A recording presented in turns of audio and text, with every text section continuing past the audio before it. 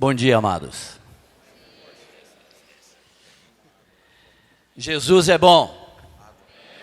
E a caravana maravilhosa. Maravilhosa. Essa frase tem uma história enorme. Comecei com ela muitos anos atrás, dizendo Jesus é bom. Depois eu acrescentei a caravana, mas a caravana é problemática. Aí um irmão, Benito, virou para mim e disse, Marinho, ele me chama de Marinho, muito carinhoso. Disse, Marinho, Jesus é bom, mas a caravana é problemática. Tira isso. Disse, vou dar um jeito, Benito. Jesus é bom, caravana é problemática, mas ele vive em nós. Aí eu olhei para ele assim, ele fez. Marinho, Jesus é bom, tá certo, vive em nós, mas tira a caravana é problemática. Tá bom, Benito, vou dar um jeito nisso. Jesus é bom, vive em nós e voltará em breve para nos buscar. Aí um irmão virou para mim, Mário, Jesus não fala em buscar, é encontrar. Corrija a frase. Tá bom. Jesus é bom, vive em nós e voltará em breve para nos encontrar. Aleluia. Aí um irmão me chamou e disse, Mário, Jesus é mais do que bom. Jesus é excelente. Muda a frase. Eu disse, próxima vez eu disse, Jesus é suficiente. Vive em nós e voltará em breve para nos encontrar. Uma irmã me procurou e disse, Mário, ele é mais que suficiente. Aí eu descobri que a única parte da frase que eu não precisava tirar é que a caravana é problemática. Ô caravaninha problemática! Era só uma frasezinha, inocente, dizer que Jesus é bom. Aí eu mudei toda a frase, agora ela está assim. Jesus é. Coloca o que você quiser agora aí. Eu acho que aí não vai ter mais problema nessa pequena frase. Jesus é, você acrescenta tudo que você quiser dizer, porque Ele é tudo. Aleluia. Amém. Queria primeiro pedir perdão aos irmãos pelo meu pequeno atraso de 17 anos. Um pequeno atraso de 17 anos. Mas estou aqui com muita alegria, muita gratidão no coração, com muita emoção também, por rever muitos irmãos que não via há muito tempo, outros que eu nunca tinha visto, que Deus acrescentou à sua casa. E muita alegria estar com vocês e ter a oportunidade de poder, de alguma forma, se Deus me der graça, de compartilhar alguma coisa com esta parte da igreja do Senhor, sua amada igreja. Amém? Queria falar hoje sobre as expressões da igreja na Escritura.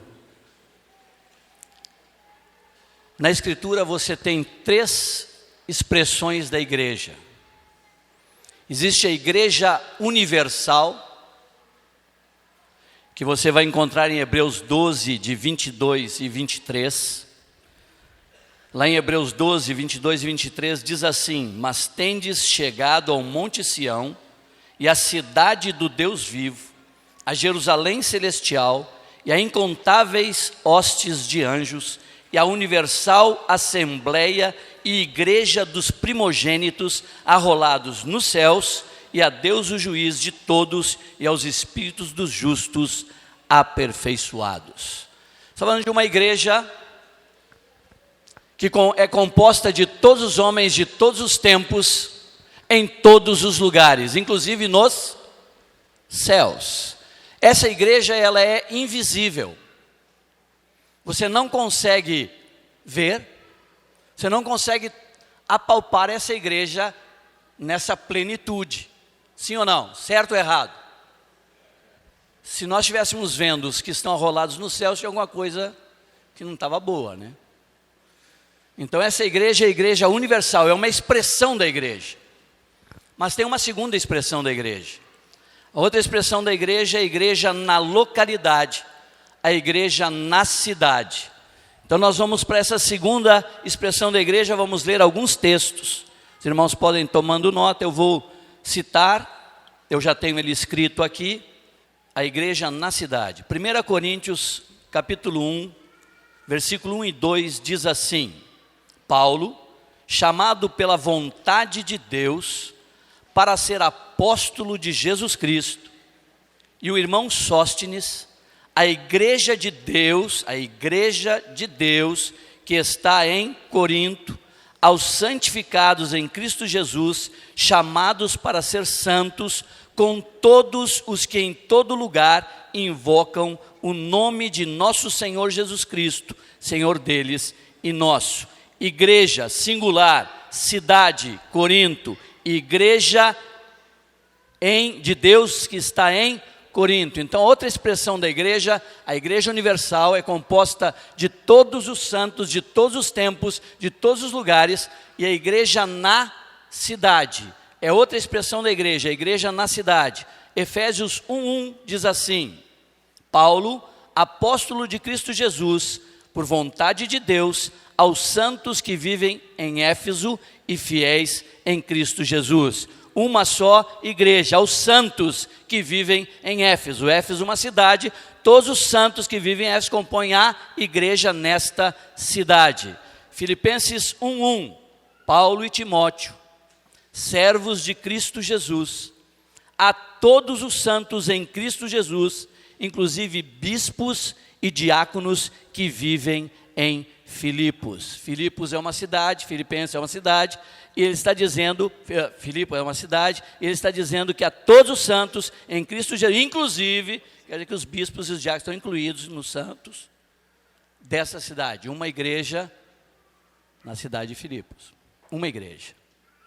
Depois ele fala, Colossenses 1 e 2, Paulo, apóstolo de Cristo Jesus, por vontade de Deus, e o irmão Timóteo, aos santos e fiéis irmãos em Cristo, que se encontram em Colossos, graça e paz a vós outros da parte de Deus, nosso Pai. Uma cidade, uma igreja, uma cidade, uma igreja, uma cidade, uma igreja, uma, não muitas, uma. Então 1 Tessalonicenses, depois, 1:1 diz assim: Paulo, Silvano e Timóteo, a igreja dos Tessalonicenses, igreja dos Tessalonicenses, em Deus Pai e no Senhor Jesus Cristo, graça e paz a vós outros. Outra expressão da igreja, uma igreja universal, a igreja na cidade. Há uma só igreja em cada cidade. Aqui em Rio Preto, lá em Camboriú, lá em Salvador, lá em Lins, lá em Maringá, lá no Mato Grosso, na cidade, né? O estado todo não. Tem uma igreja. Agora eu pergunto para vocês, ela é palpável? Você consegue ver essa igreja? Você consegue tocar nessa igreja como um todo? A igreja universal é invisível. Quantos tem aqui em Rio Preto? Quantos santos existem em Rio Preto? Diegão, você sabe o número? Você conhece todos? Você abraçou todos? Então você não consegue tocar nessa igreja também. Não dá para tocar, apalpar essa igreja. Em Salvador, dizem que são mais de 80 mil ou 150 mil. Como faz? Aonde reúne? Como junta essa igreja? Não dá. Então, a primeira expressão da igreja é a igreja universal, ela é invisível. A segunda expressão da igreja, tem na Escritura, ela é local, ela é na cidade, é uma igreja na cidade. Mas ela também é difícil de você congregar e relacionar com todos que estão na igreja do Senhor. Mas tem uma terceira expressão da igreja, a igreja na casa. Vamos ler alguns textos? Estão comigo ainda, amados? Romanos 16:5 diz assim: saudai igualmente a igreja que se reúne na casa deles. Então tem uma igreja que reúne na casa, tem uma igreja que ela é universal, tem uma igreja que ela é local e tem uma igreja que é na casa. É uma outra expressão da igreja. Saudai meu querido Epeneto, esse aí. Primícias da Ásia para Cristo. Romanos 16, 14 e 15. Saudai os nomes muito simples: Assíncrito, Flegonte, Hermes, Pátrobas, Hermas, e os irmãos que se reúnem com eles. Provavelmente uma casa, porque é Roma. Em Roma tem uma só igreja. Ele já saudou um, está saudando outros, então é outra casa, os irmãos que reúnem naquela casa. Ele continua aqui, desculpe, parei, né? Tem mais nomes bem fáceis: Filólogo, Júlia, Nereu e sua irmã Olimpas, e todos os santos que se reúnem com eles. 1 Coríntios 16, 19. As igrejas da Ásia vos saúdam no Senhor, muito vos saúdam Áquila e Priscila, e bem assim a igreja que está na casa deles. Igreja na casa, igreja universal, igreja local na cidade, igreja são expressões diferentes da igreja do Senhor. Então aqui ele está falando de uma igreja que reúne na casa de Áquila e Priscila, e que as igrejas da Ásia vos saúdam. E no Senhor muito vos saúdam Áquila e Priscila. E bem, quem mais? A igreja que está na sua casa. Colossenses 4,15. Saudai os irmãos de Laodiceia e Ninfa, e a igreja que ela hospeda em sua casa. Quantos tu acha que eram? Era a igreja toda da cidade? Provavelmente não. Mas era uma expressão da igreja, a igreja que estava na casa deles, em Laodiceia. O Filemão 1, 1 e 2. Paulo, prisioneiro de Cristo Jesus, e o irmão Timóteo, ao amado Filemão, também nosso colaborador, e a irmã Áfia, e a Arquipo, nosso companheiro de lutas, e a igreja que está em tua casa. Primeira expressão da igreja: universal, invisível. Outra expressão da igreja: igreja na cidade. Uma igreja na cidade, ela também não dá para você apalpar toda, ver toda essa igreja, conhecer toda essa igreja. Mas tem uma terceira expressão da igreja, que é a igreja na casa. Essa é visível, dá para tocar, dá para relacionar, dá para conhecer. E eu, na minha caminhada, descobri que a igreja da casa tem duas expressões. Tem a igreja que vive na casa e tem a igreja que encontra na casa.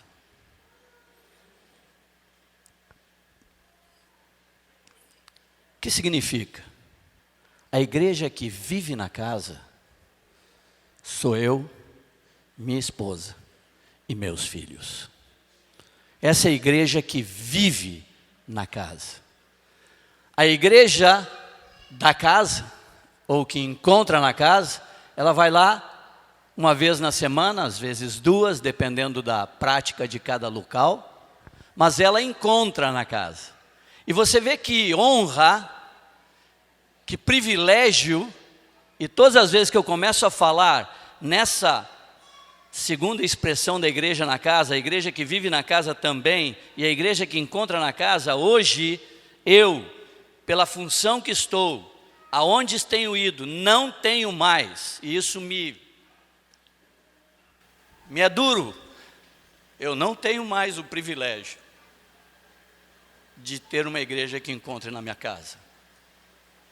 Isso é um dos maiores privilégios que alguém pode ter. Está citado na Bíblia aqui, nomes de pessoas. fulano e beltrano, e a igreja que reúne na tua casa. Isso é um privilégio você poder receber essa igreja do Senhor na tua casa. Eu não tenho mais esse privilégio. Minha esposa costuma dizer que minha igreja da casa é um avião. E que os comissários são meu núcleo, que me ajudam. Não, eu não tenho mais esse privilégio. E me dói. Eu amava quando podia receber essa igreja na minha casa. Perdão.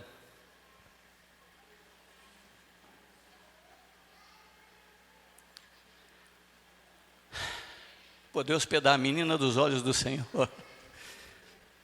Poder recebê-la. Poder servi-la. Poder acolhê-la. Mas isso nós vamos falar mais adiante. Quero falar nessa manhã sobre a igreja que vive na casa. Qual é a igreja que vive na casa? Família. Quando reúnem? Quando essa igreja se reúne? Todos os dias. Quando eu falo que essa igreja reúne todos os dias e que todos os dias ela tem que reunir em nome do Senhor, estar diante do Senhor como igreja que vive na casa diante dele, quem é o líder? O responsável? O cabeça. Ele é responsável por essa igreja que vive na sua casa. Ele não só é responsável se ele é um privilegiado que recebe a igreja que vem encontrar na sua casa, não. Ele tem uma igreja que ele tem que edificar e formar todos os dias. O cabeça. E é todos os dias. Ou são todos os dias. Não é uma vez por semana, não é 2 vezes na semana, não é quando dá tempo.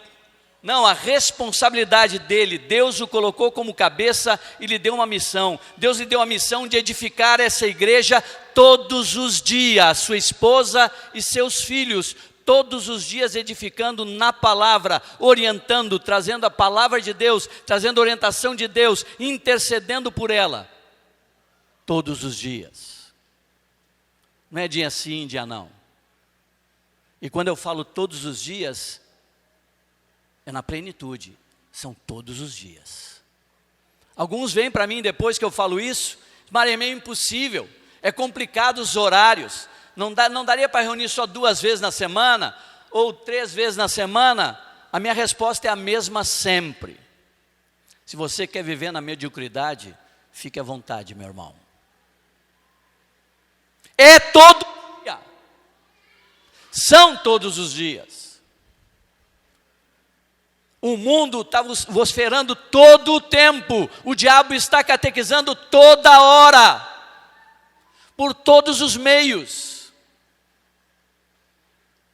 Deus, agora eu quero falar com os homens. As irmãs estão liberadas para ficar só de boa. Falar com todos os homens que estão aqui nesse lugar. Os casados e os solteiros. Vou pedir para levantar a mãozinha santa, todo solteiro que quer casar, homem. Levanta a mão santa aí, todos os homens que são solteiros querem casar. Obrigado, preciosos. Então vocês têm que ouvir essa palavra. Então, essa palavra é para vocês também. A igreja que vive na casa. Deus deu uma missão para o homem como cabeça. E eu quero fazer uma comparação. Tem um homem na Bíblia chamado Jonas. Quantos já ouviram falar em Jonas? Diz a palavra que Deus chamou Jonas e deu uma missão para Jonas. Jonas se dispôs. Sabia que ele se dispôs a fugir? Pensa um profetinha. Estou disposto, a fugir. Eu não vou cumprir essa missão. Jonas pega e zarpa, entra num navio e foge. Pensa ele que pode fugir de Deus e que pode fugir daquilo que Deus determinou para que ele faça. Jonas entra no barco, vai o barco, está ele de boa, começa uma tempestade. Deus, você vai escapar. Tome livre.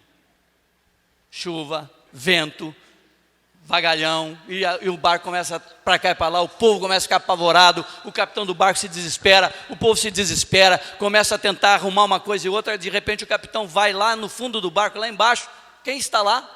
Jonas. E como é que Jonas está?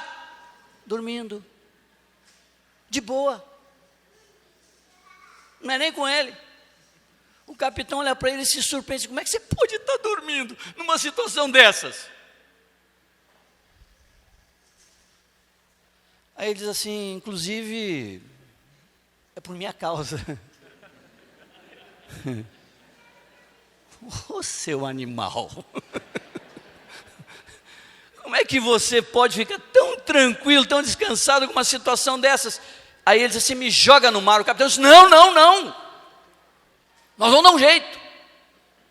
E a tripulação, e eles tentam ajudar Jonas a aplacar a ação de Deus com Jonas. Aí eles jogam coisa no mar, joga para cá, ele viu o navio, não sei o que, papá. Aí Deus, não vai ter jeito não, meu amigo. Minha conversa é com Jonas. E aumentou as ondas. De repente ninguém aguentou mais, é Jonas. É nós ou tu. Nós vai ficar de boa, vai meu filho. Jogaram no mar. Aí Jonas disse, agora eu me lasquei, vou morrer, mas eu não vou cumprir. Eu vou morrer, mas não cumpro. Deus assim, peixinho. Inclusive eu descobri que Jonas, ele criou a primeira rede de sushi e sashimi. Tá Jonas lá na barriga do peixe e vou morrer. Um dia, nada meu filho, vai não. Você vai cumprir o que eu determinei. 2 dias, 3 dias. No 3º dia, Jonas disse assim, não vai ter jeito. Já não aguentava mais o cheiro de peixe, já não aguentava mais a situação. Estava horrível, escuridão, prisão lá dentro. Disse assim, clama ao Senhor, Senhor. Aí Deus, tá bom, o peixe joga ele na terra. Aí Jonas vai para a cidade onde Deus lhe encomendou. Ele vai, cumpre a sua tarefa, prega, e é o homem de maior efetividade e fruto descrito na Escritura. 125 mil pessoas se converteram com uma pregação. Lá 3 mil, lá com Pedro e os apóstolos, né? Com ele foi 125 mil num dia. Inclusive, o rei botou os animais, nem animal nenhum comia, ninguém comeu naquele dia, se arrependeu, e Jonas ficou feliz. Não, Jonas ficou zangado, olhou para Deus, eu sabia que tu ia fazer isso. O Jonas queria matar tudo, termina com tudo. Deus, não vai não, eu sabia que você é misericordioso.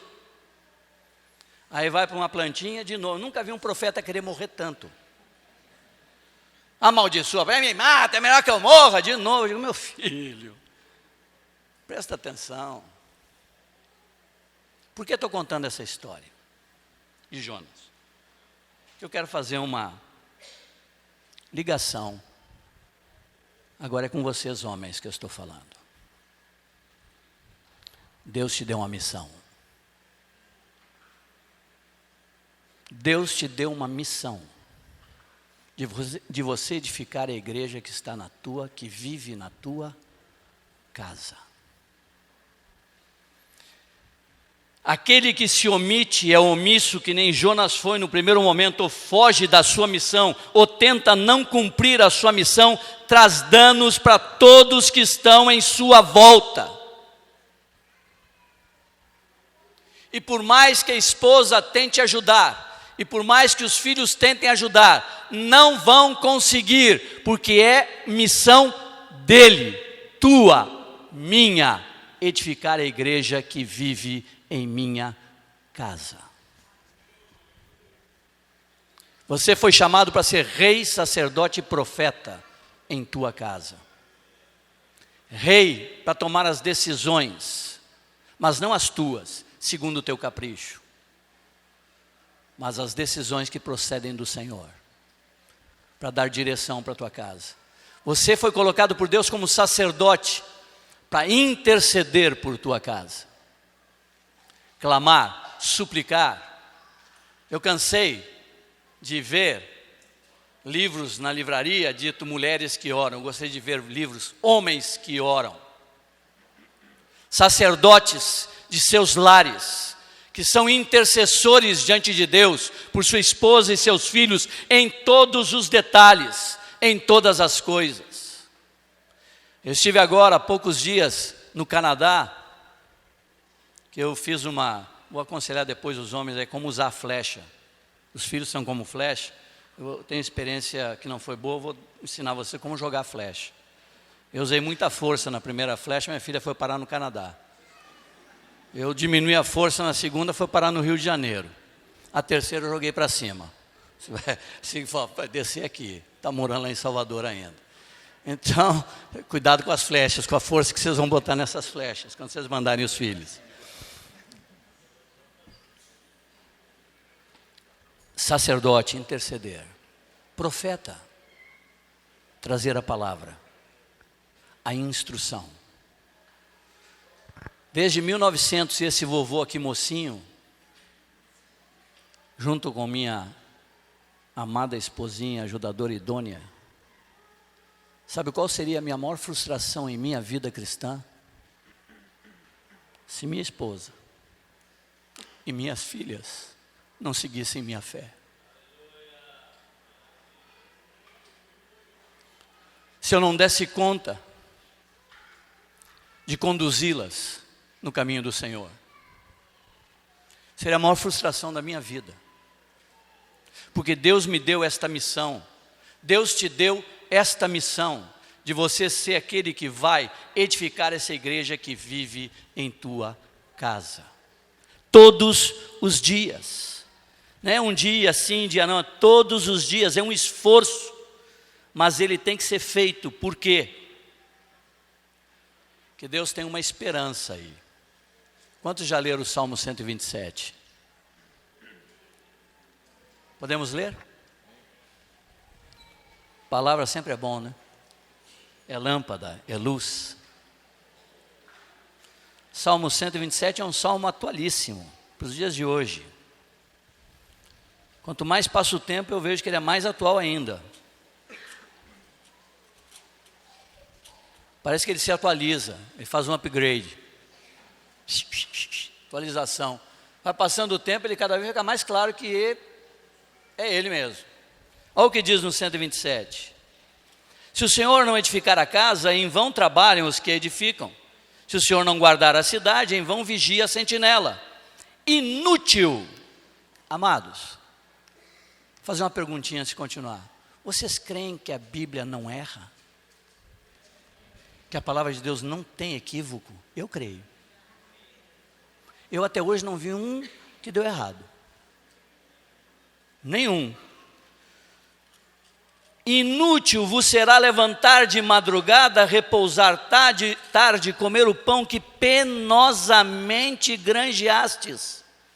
Aos seus amados, ele o dá enquanto dormem. Aqui são dois extremos que podem acontecer.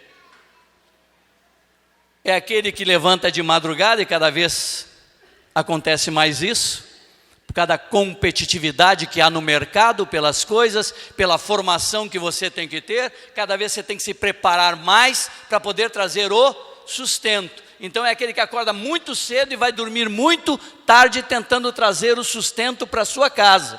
Esse é um extremo. O outro extremo é o cara assim, ele dá enquanto eu dormir, passar o dia dormindo, que aí vai mais coisa.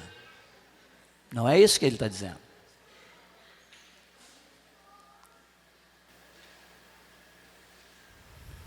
Ele está dizendo que ele dá para os seus enquanto dormem. Mas não significa que ele está dizendo, só fique dormindo.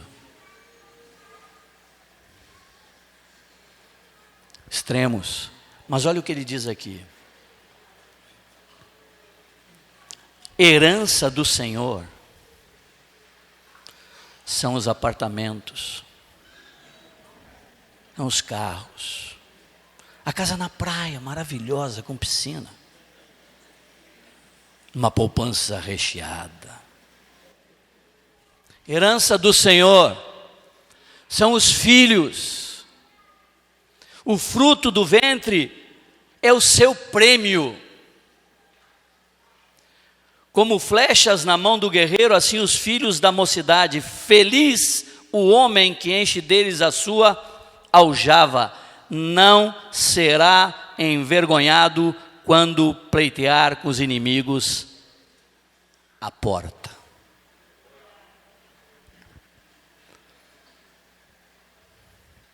Eu entendi quando Deus me falou isso. Minha esposa entendeu que o que nós podemos deixar de herança nessa terra são nossos filhos nele. Essa é a herança que eu quero deixar nessa terra. E que meus filhos, minhas filhas, meus genros deixem agora meus netinhos nele. Isso é um investimento, irmãos. Isso é um investimento de todos os dias. Isso é um investimento de intensidade. Isso é um investimento de compreender, de cair, de compreender, de ter revelação do que Deus espera de você, da missão que Deus te deu. Fazer o que em casa? Então a pergunta que surge, né? Fazer o que em casa? Como? Porque todo mandamento demanda uma pergunta: como? Quando você ouve uma palavra e não vem o como, não é uma direção. Porque toda direção, tu pergunta, como fazer isso? E eu tenho dito assim em alguns lugares para os irmãos: termina uma ministração, termina uma palavra, alguém gostou, alguns gostam, foi bom, e vem te abraçar, e são carinhosos conosco. E disse, que palavra boa. Eu disse, eu não gosto de ouvir que palavra boa. Eu gostaria que o irmão viesse para mim e dissesse assim: o que fazer, meu irmão, com essa palavra? O que eu faço com ela? Quando o coração se compunge, ele se compungir não é só se emocionar, quando ele se compunge, ele te leva a uma ação, a uma correção, a uma prática. Amém, meus irmãos? Para fazer o que na casa?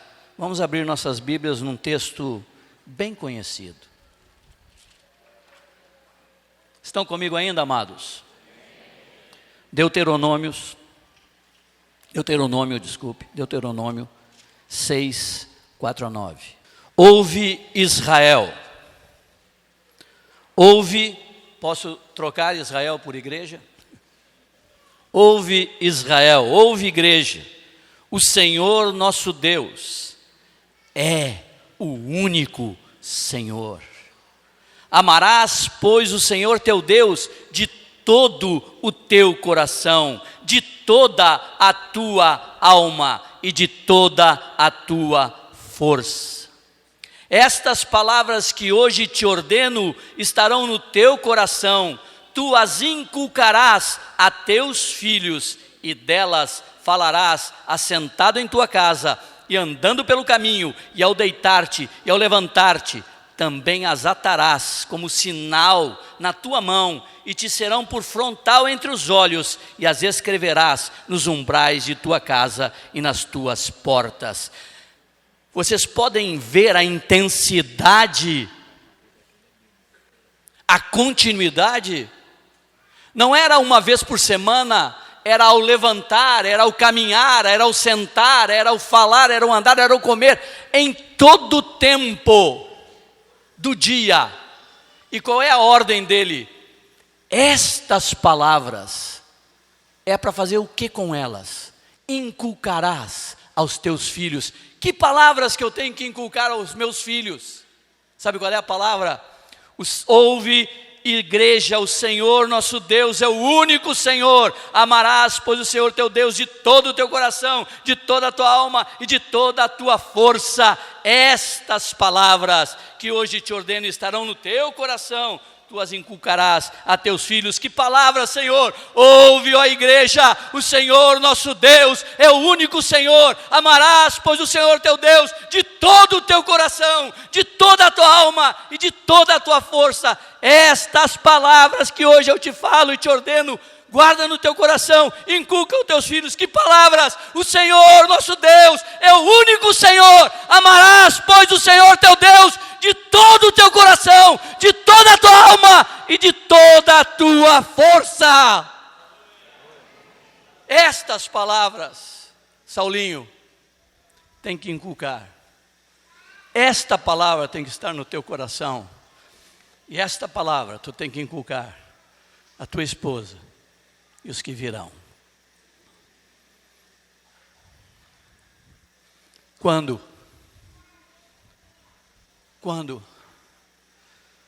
Qual é a frequência? Todos os dias.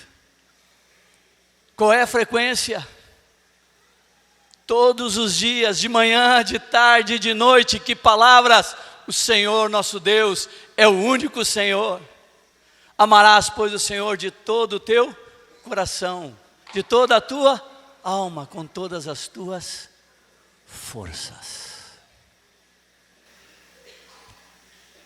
Estão comigo ainda?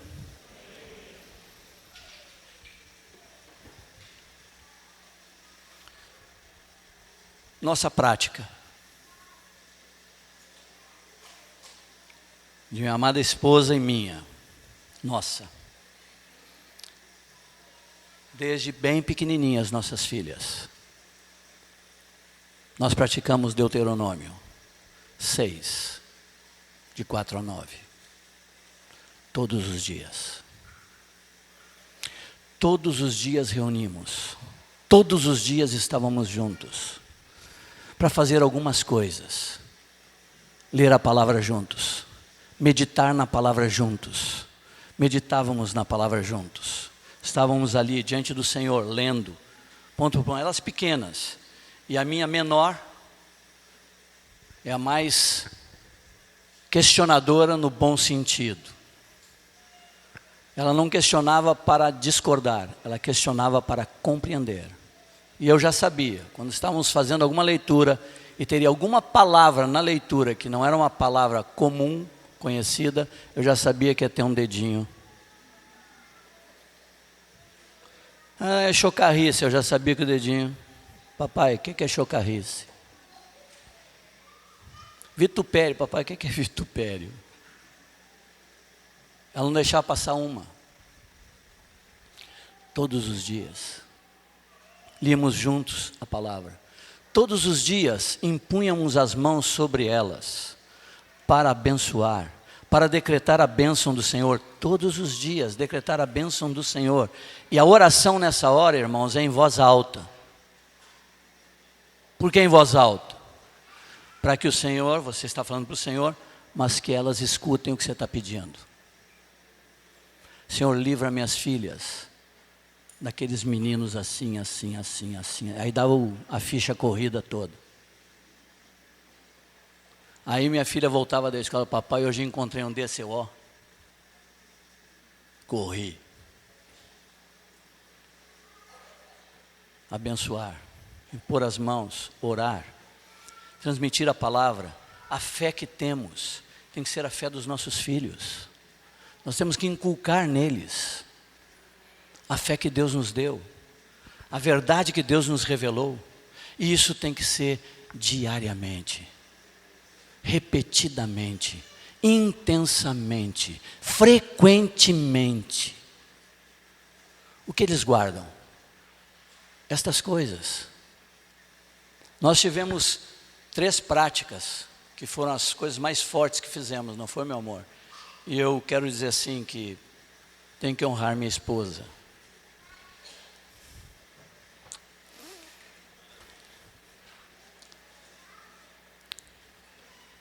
Eu sei que cada um recebeu uma esposa maravilhosa, eu também. Eu não fui exceção, também recebi uma esposa maravilhosa. Sou muito grato a Deus pela intensidade dela, pela frequência dela. Porque viajei muitas vezes. Tiveram anos que eu ficava metade do tempo em casa e metade fora. Mas minha esposa perseverou. Todos os dias.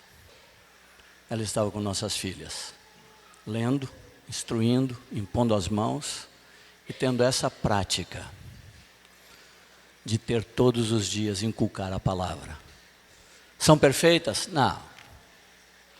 Quando se batizaram, minhas filhas foram sendo batizadas com 12 anos por aí enxertadas no corpo, estavam lá, alguns irmãos vinham fazer alguma reclamação de alguma postura ou outra, eu disse, vai falar com ela. Vai entre ti e ela só. Confronta. Se ela não ouvir, chama 2 pessoas. Se ela não ouvir, traz para o presbitério. Se ela não ouvir, ela vai estar fora. Ela faz parte do corpo de Cristo.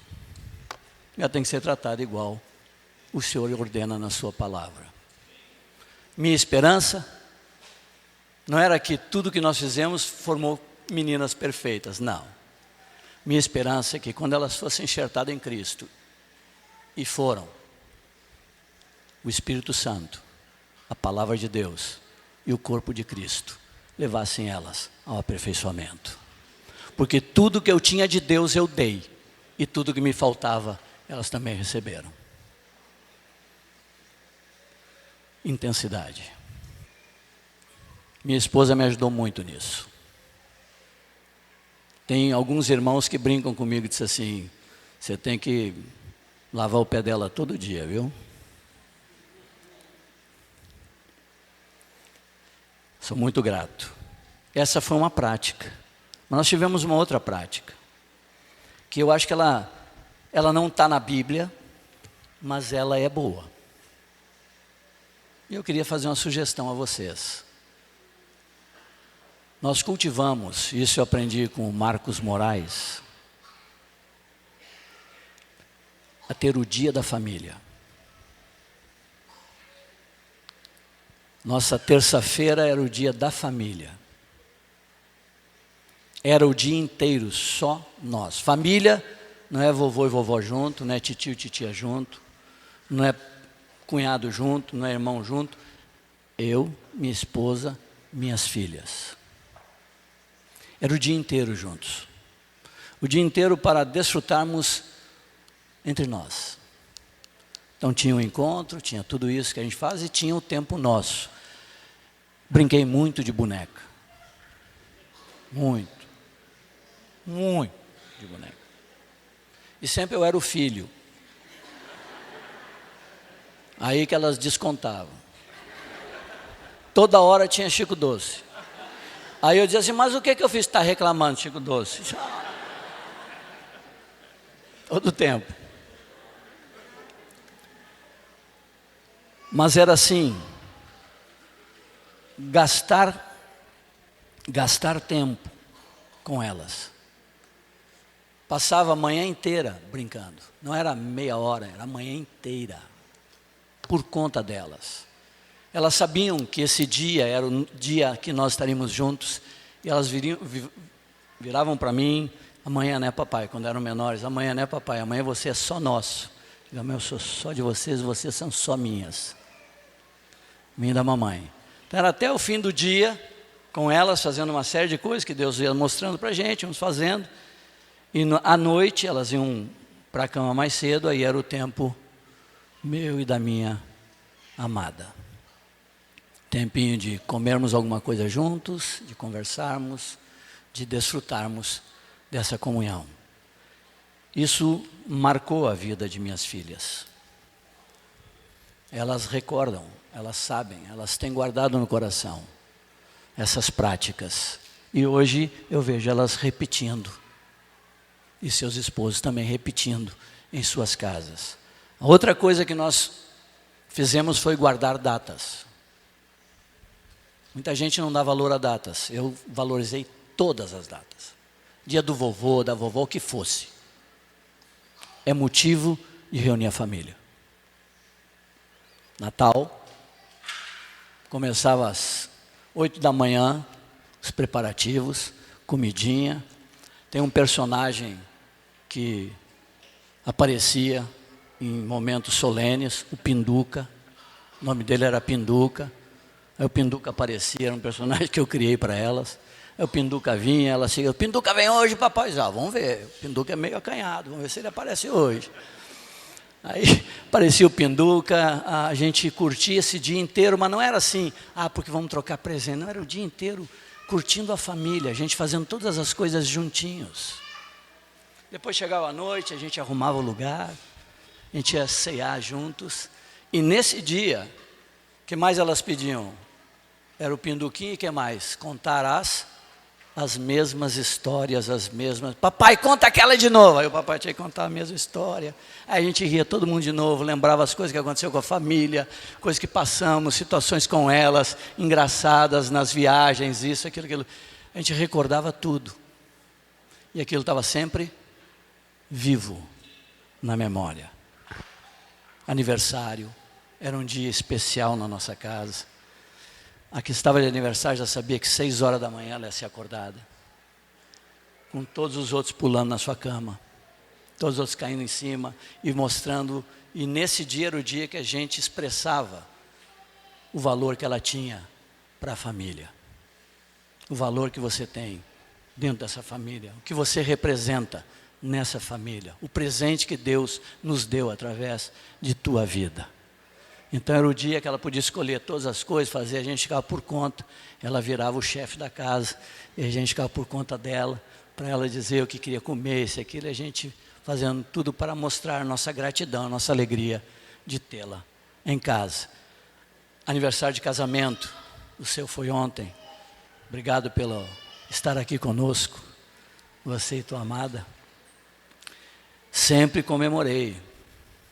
Eu até era meio duro com os homens com respeito a isso. Eu usava uma expressão forte. Eu dizia assim, como você pode esquecer um pacto? Uma aliança. Eu sei o dia que eu me aliancei com a Sinara. Eu sei a hora que eu me aliancei com a Sinara. Eu sei onde eu estava. Eu sei quem estava. Eu sei o que foi dito. Eu fiz uma aliança. Eu não posso esquecer. Então a gente renovava. Todo ano eu inventava alguma. Minhas filhas já chegavam perto, elas perguntavam, papai, o que você vai inventar esse ano? Deixa comigo, estou inventando um negócio. E era minha responsabilidade. E fazer algo para ela. Então a gente sempre tinha. E uma catequese com as minhas filhas, digo para os mais novos, que eu fazia sempre, eu dizia assim, quanto mais vocês verem o papai e a mamãe juntos, garantia que não vão se separar. Então, quando papai e mamãe for para um hotel, passar 3 dias, fiquem em casa. Papai e mamãe estão no hotel, que bom, que bom, que bom. Fiquem felizes. Quando cresceram um pouco mais, é assim, papai, agora a gente já podia ir juntos. Não, vocês não estavam lá nesse dia. Esse dia só estava eu e ela. O dia é meu e dela. Vocês não estavam lá ainda não. Valorizar as datas no bom sentido. Batismo. Foram batizadas, nasceram de novo. Qual é a data? Elas sabem a data, sabem o dia. Lembrar elas naquele dia. Como você estava nesse dia? Como foi tua experiência? Ela renovava. Os sentimentos voltavam. Está lá gravado na mente. As emoções todas estão juntas. Voltava tudo de novo. Irmão, são sugestões e não há perfeição nisso, ok? São apenas sugestões para aqueles que quiserem fazer algo. Homens, Deus te deu uma missão. Não se disponha a fugir. Os danos serão irreparáveis. A responsabilidade é tua como cabeça. É tua. De conduzir a tua casa, de ordenar a tua casa. Deus te chamou para isso, Deus te deu esta missão, te encomendou isto. Aqueles que vão casar já saiam daqui sabendo isto. esta responsabilidade é do homem. Não a delegue, não terceirize, assuma. E você vai colher muitas bênçãos do Senhor. Por quê? Porque a bênção dele vem através daquilo que ele determina. E ele determinou você. É através de quem ele quer edificar a tua casa. Amém? Podemos orar um momento?